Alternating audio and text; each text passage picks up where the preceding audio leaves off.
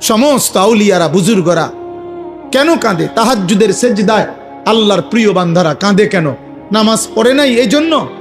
নামাজ তো উনি পড়ছেই, 5 ওয়াক্তও পড়ছে, তাহাজ্জুদও পড়তেছে, উনি জিকিরও করে, তসবিহও পড়ে, দানও করে, সাদাকাও করে, আল্লাহরেও ডাকে, কোরআনও পড়ে, হালাল হারামও মাইনা চলে, এরপরও কাঁদে কা? তবুও ভয় করে।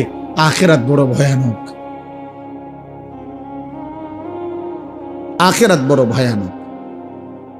অতএব আমরা প্রত্যেকে ইনশাআল্লাহ, কিশোর ভাই, যুবক ভাই, তোমার কাছে বলে গেলাম, আমরা এটা ইয়াকিনের সাথে বিশ্বাস করি, হেদায়েত, ফায়সালা, পরিবর্তন আমার হাতে না, কোনো বক্তার হাতে না, কোনো নবীর হাতে না, কোনো পীরের হাতে না, কোনো আলেমের হাতে না।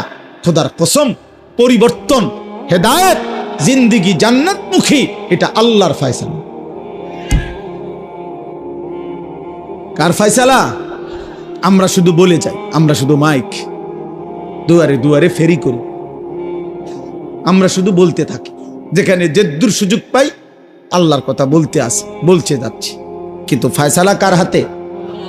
আল্লাহ আমাদেরকে কবুল করে, আল্লাহ তাআলা তৌফিক দান করে।